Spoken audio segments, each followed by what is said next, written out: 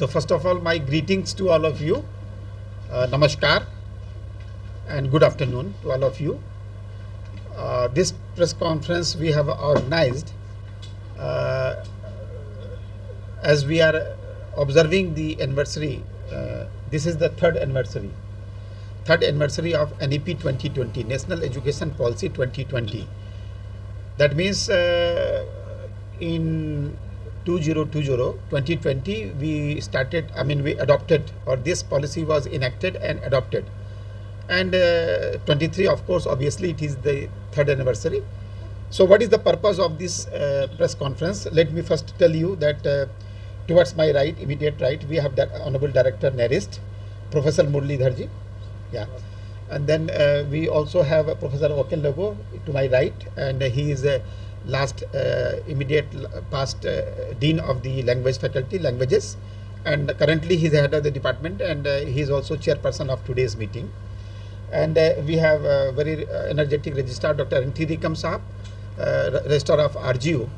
And next to him, left side, is Professor Autam Padung Saab. Professor Padung is the immediate last head of the Department of Commerce, but currently he is a finance officer of our university. Next to Professor Padung is Madam Shama. Madam Shama is Kendriya Vidyalaya. So we are supposed to, this meeting is supposed to, membership on this table is supposed to be director, then of course officers of the RGU, and then KVK and even Navodaya Vidyalaya. But I think because of certain reasons they could not come. So this is one of the composition and aspect why we are doing this press conference. So let me tell you that if we are talking about the higher education from RGU front, RGU out of 18 verticals we have. For example, one of the vertical is multiple entry and exit, academic bank of credit. Then we have a 4-year degree program. So we almost on all verticals, even dual degree programs. In the last AC meeting, we have taken various decisions. Through those decisions from the current batch. Today is the first day of this current session, and we have implemented 4-year degree program. 4-year degree program when two verticals are there. Now in 3 years, earlier we used to give honors in 3 years. Now we are going to give honors in 4-year degree program. And in 4-year degree program, we have two options. One, non-research aspect, and other one is research aspect. And in the colleges, you know that there is no component for research. And we have requested through AC, we have developed the letters, and we have all, in that meeting of Academic Council, the Honorable Special Secretary of Education, Miss I think Ira Singhal Madam was there, and she has agreed that she is going to look into our request so that we can also start the UG program for research mode. And but in the colleges we have 4-year honors program for bachelor degree, arts, commerce and science. In one of the college, Don Bosco, we also have BSW also, Bachelor of Social Works also. And all of them will be given 4-year honor program without research component. In RGU campus, to make the life easier for our student in Arunachal Pradesh, we have started the UG program. UG program with research component also. That means after 3rd year, there is a cutoff mark, CGPA. If any student is going to get up to that CGPA, he or she can offer the 4-year program, PhD, 4-year undergraduate program. The benefit of this program is that if that particular student is willing to go pursue PhD program directly, he will be allowed to do so. So these are the crucial decisions we have taken. And in RGU, 99% students in the main campus as well as in the colleges, they have gone for academic bank of credit. That means they have done the registration through DigiLocker and they have their unique ID. And for that one, I give credit to Dr. Nani Josh Saab. He is the chairman. Earlier chairman was Dr. Pankaj from Geology Department. Now Dr. Nani Josh is there.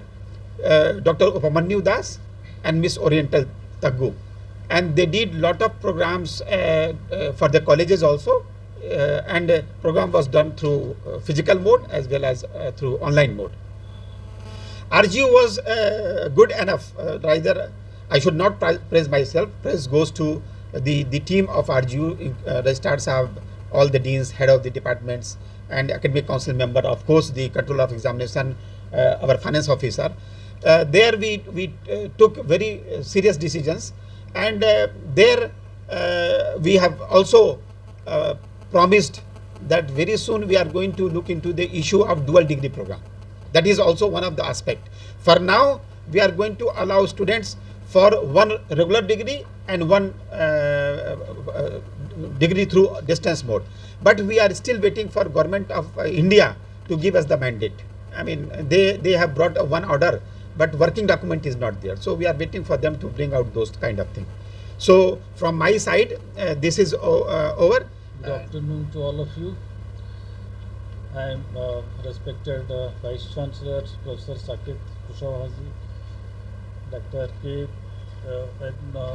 N.T. Rikamji, Registrar of the Institute, and my esteemed members who are sharing this dais and media. I welcome to all, for I am happy to attend this joint press conference to celebration of second Akhil Bharat Shiksha Sangam as well as third NEP 2020. Indian education system, if you see, the first NEP started in 1968. Subsequently, second NEP started in 1986, and this is the third one in 2020, this new millennium. So systems are changing, 10 plus 2 plus 3, it went on around 86 to around 2020. Now there is a need to develop the system which caters to the present needs. In that, the 5 plus 3 plus 3 plus 4 system was evolved, and that was implemented in the Ministry of Education in the 2020 onwards. So all the institutes, heads of the institutions have a responsibility to see how we will gear up to the new changes and the societal needs and the student requirements, as well as the teachers' orientation toward the new system there. If you see so in that direction, the earlier, if you see, this modularity was started as early as 1986 in NERIST. NERIST is Northeastern Regional Institute of Science and Technology. At that time, we used to take 10 after 10 plus 2 years a certificate module. If they move 2 more years a diploma module, and 2 more years if they move ahead a degree module. So that modularity we introduced, and then it is very difficult to accept our students or the products in the industries and the market there. How we will give a 2 years degree there? In engineering, for example, I studied 5 years engineering was there during that time. Afterwards it became 4 years. How we will give a 2 years degree? Then we said it is not 2 years degree, it is a modular thing, multiple entry and multiple exits. We can enter at different stages as well as different things. We have exit at different. After 2 years you want to go for a job, you can go after taking 2 years certificate, and then after some years you can come again, join in the 2 years next module. Then after 2 years, if you want to go for a job and come again, 2 years more you can study and get a degree there. So that system was started as early as 1986, and then that was designed by the IIM Ahmedabad, and we are successful, rather, if you say. Now why this modularity will help, multiple entry, multiple exit, that is better for the students as well as the industries, At a time you can't study say 5 years time, you effort to 6 years time. Then you can go for there, study, acquire some knowledge in industries, and then come for studies again with the tacit knowledge there. So that way this modularity was started, and it was successful. It is one more step ahead, the modularity has come. Suppose if 3 years is there, 1 year you study, you will get a certificate. 2 years if you study, advanced certificate. Or 1 more year, likewise, 4 years degree, it was made with honors degree. And after 4 years, you can study the post graduation 1 year also there. The Vice Chancellors are told that you can go for various systems, multiple entry systems, as well as the dual degree systems, etc. started there. That rigid framework to the flexible thing, we are moving ahead in this 21st century, so that the students will gain benefit of that, and their academic credit bank also. All the institutes mostly we also started academic credit bank, so that whatever you complete the credits, it will be stored in your account. You can come after 5 years, you can come and study there. There is no, your bank account will be there. Only no interest will be given there, but only thing you will be getting the systems there. So that education system, the knowledge capitalist, now we are trying. Earlier only money capitalists are there.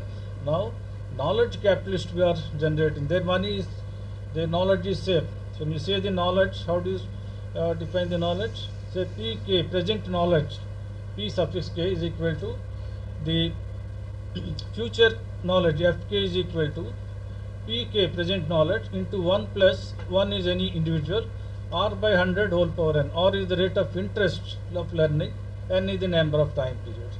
So that knowledge, future knowledge, you can acquire and store it in the academic credit bank.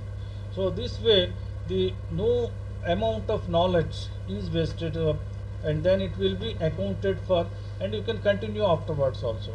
That system is incorporated in this. As we know, the India is the largest population and youngest population, particularly below 25 years, we have around more than 40% of that. That is one of the assets we have. We have to acquire the knowledge of these younger generations. You can go study, then go for job, acquire some knowledge, again come for study. Any time you can come there. That flexibility is incorporated in this NEP 2020, and all the students will gain benefit of this, and only the certain requirements, what are the requirements are there, that is to be taken care of in the various councils, academic council or the etc. Little bit modifications we have to do suitable to this 5+3+3+4 system, and then that is one of the major objectives, and we are going to implement. We discussed these salient features which are having the 4 pillars of this NEP, the General Education Council, Funds Council, National Council for Research. Accreditation, and also so these 4 pillars, how to support the system there, and also the National Research Foundation, recently it was formed also with 50,000 crores.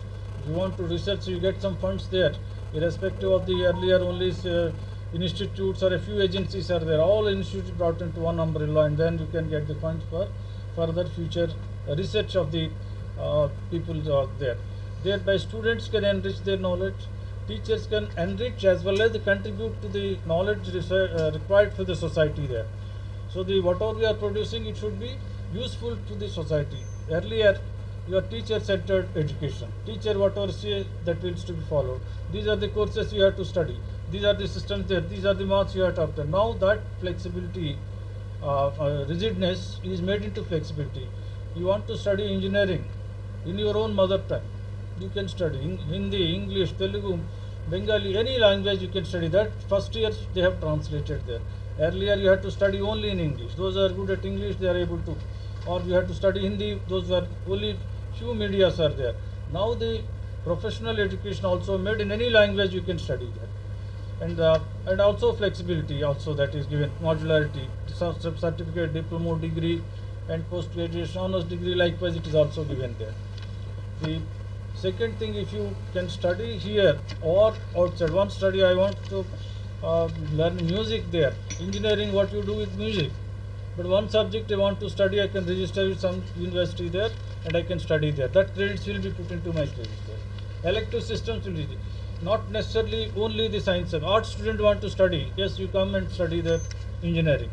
Or the commerce student, you can come and study. Earlier only 10 plus 2 science students only entry there.